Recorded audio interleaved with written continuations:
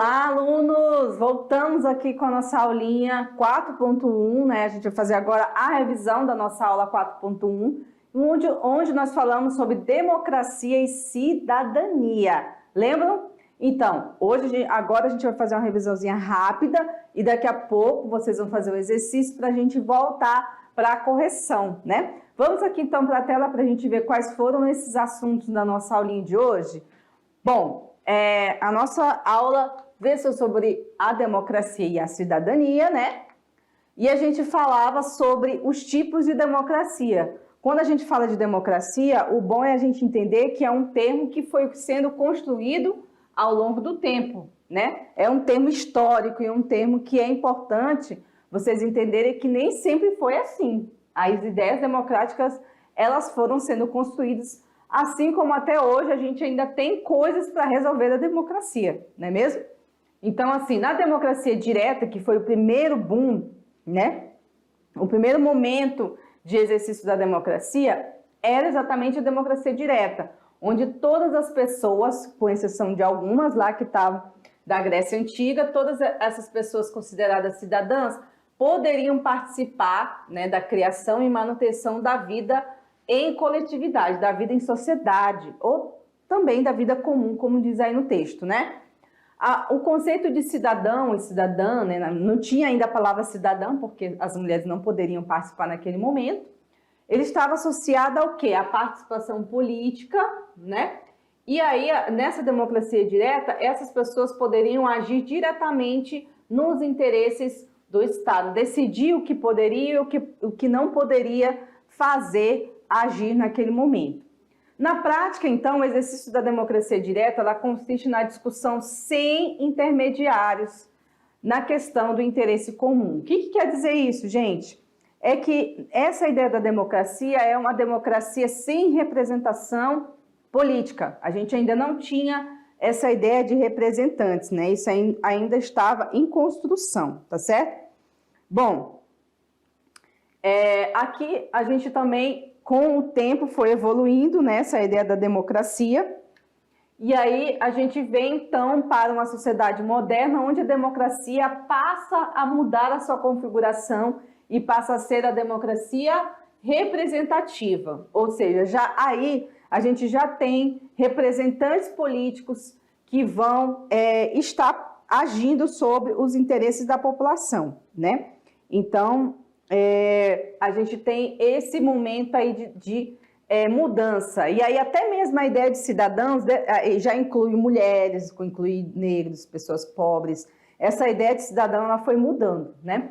Então esse modelo já tem a representação política dentro dessas ações. Essas deliberações coletivas, então, elas passam a ser diretamente mudadas no sentido de que os cidadãos poderiam votar diretamente nos seus representantes eleitos e eleitas, né? E esses representantes políticos iriam agir de forma a estar agindo, de estar trazendo os interesses da população para as ações do Estado. Quem são esses agentes políticos?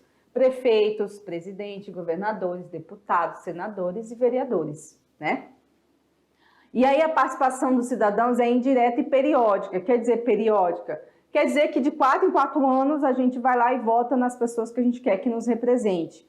Então isso acontece através das instituições eleitorais, né? Bom, na democracia participativa, nesses conceitos aí vão trazendo também uma ideia de articulação, de aproximação, com vistas a diminuir, então, a distância entre os representantes e os representados. E aí a gente tem uma busca pela superação dessas deficiências do sistema representativo, que mesmo a gente tendo representação, a gente tem dificuldade, né, de atuar e de poder estar mais à frente, né, mais atuante dentro das decisões políticas. Esse é um grande problema da democracia, que a gente ainda precisa resolver, né, esse distanciamento. Aí a gente trouxe o top 3 dos pensadores políticos, pensadores da democracia, os pensadores da sociedade, dos contratos sociais, que é Thomas Hobbes, Locke e Rousseau, que são considerados autores contratualistas, né? Os autores do contrato social, né? Eles acreditam que a sociedade, o Estado emana desse contrato social, onde nós fazemos acordos, né, para vivermos em sociedade, para vivermos ali no mínimo de harmonia. Isso só poderia acontecer se nós abríssemos mão dos nossos direitos individuais, de alguns direitos, para que a gente possa viver em sociedade. Esses três autores defendem, então, o contrato social. Inclusive, o Rousseau tem um livro chamado Contrato Social, né, que fala exatamente disso também. Muito bem, gente. Então, a gente vai agora para a atividade de sala e a gente volta daqui a pouco para a correção e demais comentários sobre esse tema para a gente dar um finality, para a gente finalizar com chave de ouro, tá bom? Aguardo vocês, até mais!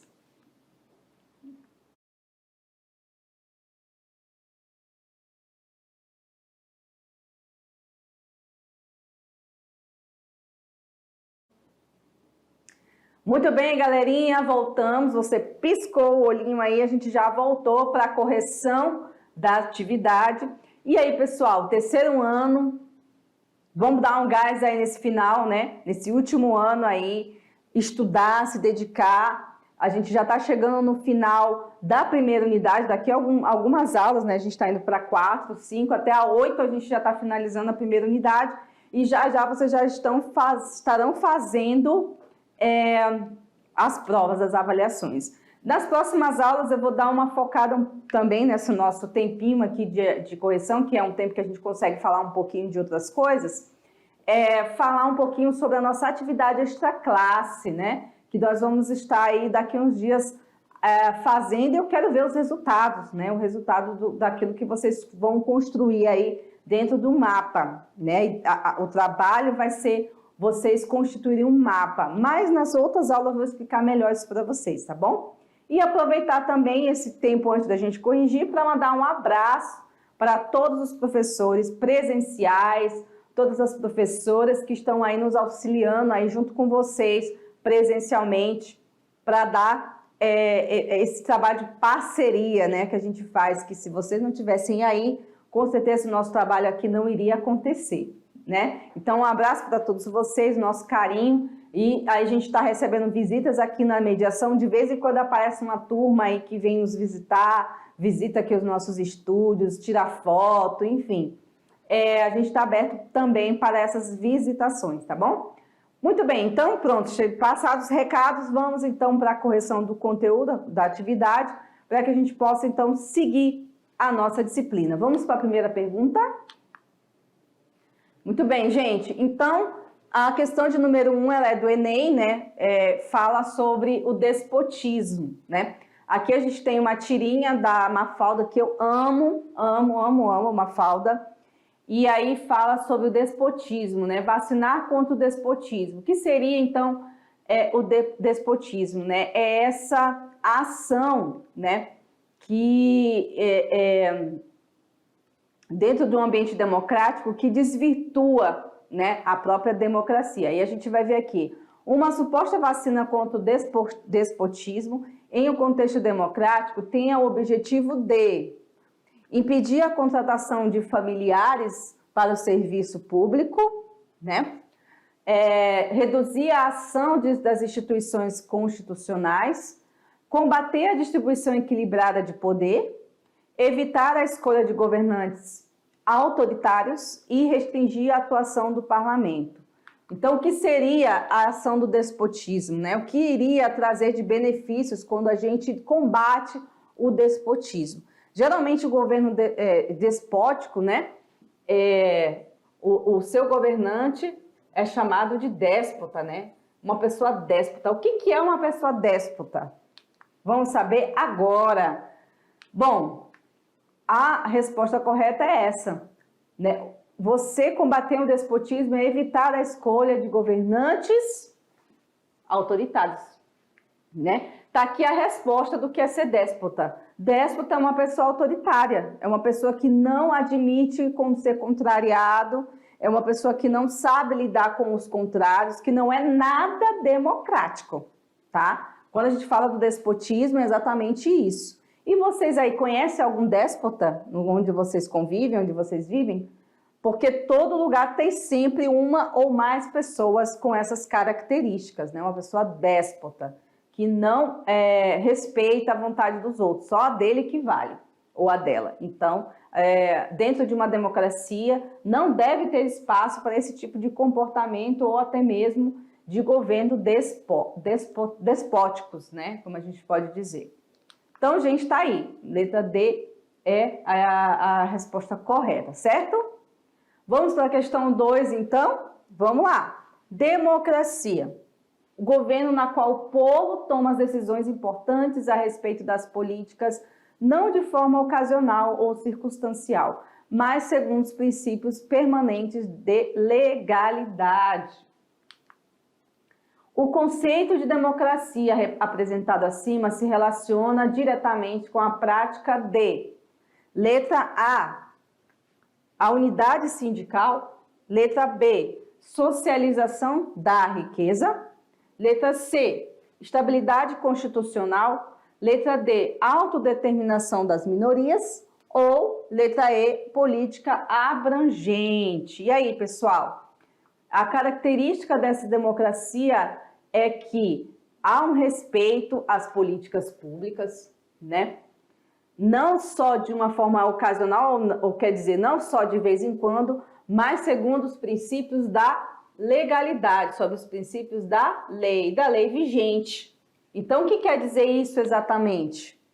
Que essa é um princípio da estabilidade constitucional. Quando você respeita a Constituição vigente, você está trazendo, né, uma democracia que se sustenta. Porque sem o respeito à Constituição, não temos uma democracia sustentável, não é mesmo? Muito bem, então quem aí marcou a letra C, parabéns, está correto, certo? Vamos para a questão então do Enem. Questão 3. A caixa de Pandora tecnológica penetra nos lares e libera suas cabeças falantes, astros, novelas, noticiários e as fabulosas e irresistíveis garotas propaganda, versões modernizadas do tradicional homem sanduíche. Essa aqui é um trecho da História da Vida Privada, né, que é um livro clássico, né? Bom, a TV, a partir da década de 1950, entrou nos lares brasileiros, provocando mudanças consideráveis nos hábitos da população. Certos episódios da história brasileira revelaram que a TV, especialmente como espaço de ação da imprensa, tornou-se um veículo de utilidade pública a favor da democracia, à medida que... A pergunta quer dizer o quê? Quando que a televisão e a imprensa apresentaram ações que eram a favor da democracia? Entendam a pergunta, tá? Letra A. Amplificou os discursos nacionalistas e autoritários dos governantes Vargas? Acho que não, né, gente? Então, daqui você já corta. Não foi isso, né? Revelou para o país casos de corrupção na esfera pública de vários governos? Pode ser que sim. Aí eu acho que já tem um sentido. C. Maquiou indicadores sociais negativos durante as décadas de 70 e 80? Talvez, né?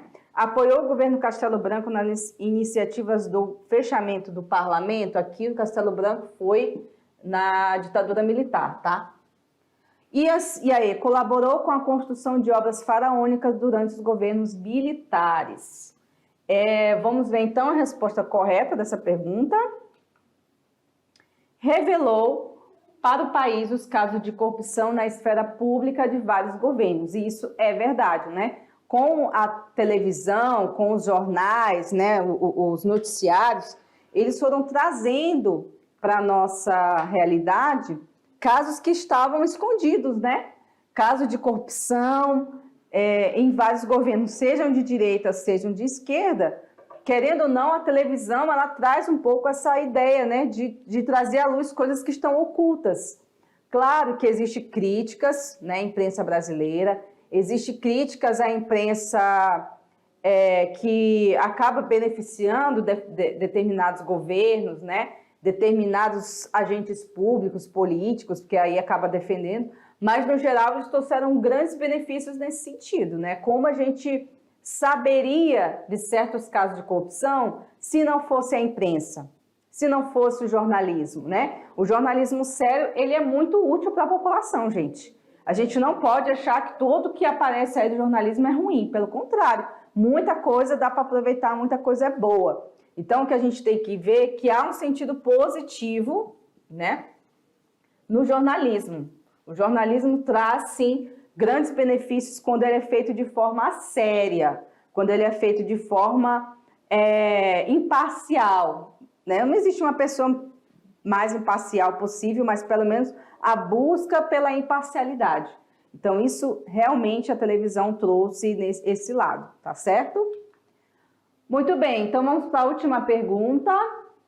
Como Karl Marx e Friedrich Engels pensavam a democracia? Vocês lembram que Marx e Engels eram, né, pensadores críticos do capitalismo e comunistas. Então, você vai ver que logo de cara a resposta vai vir com uma crítica, né, ao capitalismo. Eles acreditavam que um governo democrático era inviável em uma sociedade capitalista. Não falei para vocês? Pois é. Diante das limitações impostas pela própria relação de exploração e dominação entre as classes, para alcançá-lo seria necessário mudar, então, as próprias bases, né? Então, para eles seria necessário acabar exatamente com isso aqui, ó, capitalismo. Enquanto para eles é essa a ideia. Enquanto não acabar o capitalismo, a gente não vai ter uma sociedade verdadeiramente democrática, porque para eles uma sociedade democrática não se divide em classes. Por isso a defesa do comunismo, que seria uma sociedade sem classes sociais, o que é, né, enfim, algo muito difícil de acontecer, uma fantasia, né? Então a gente tem assim, a crítica desses dois autores vai exatamente na base social e não exatamente do governante X ou Y, né? Porque o governante de direita ou de esquerda iria resolver a situação se a gente ainda vive na base do capitalismo. E depois dele, vários autores defendem a mesma coisa, que a base da sociedade é que está errada, e não os governantes em si. Então, se a gente ainda tem um sistema predatório, um sistema onde a gente acaba com o meio ambiente, um sistema onde a gente não respeita o outro, não respeita as minorias, não respeita os povos originários, né? Não busca a igualdade social e a diminuição da pobreza, não adianta eu colocar o governante X, Y, Z, o que eu gosto, o que eu não gosto, porque a base em si está errada, né? Como se você tivesse construindo um lindo castelo, uma casa maravilhosa, né? Com todos os aparatos tecnológicos, com todas as coisas lindas que uma construção pode ter, se a base daquela casa é uma base frágil, uma base que não se sustenta. Então, essa é a crítica, né? Se a base está errada, provavelmente todo o resto vai desmoronar, né? Dessa casa tão linda que, né, um exemplo que eu estou usando aqui que a pessoa deseja construir. Então, é basicamente isso a crítica desses autores, certo? Não estou aqui dizendo que eu concordo, que eu discordo, tá, gente? Eu estou dizendo que é o que eles pensam. Porque às vezes a gente está falando aqui, está comentando, aí os alunos, outras pessoas, então a senhora concorda com eles?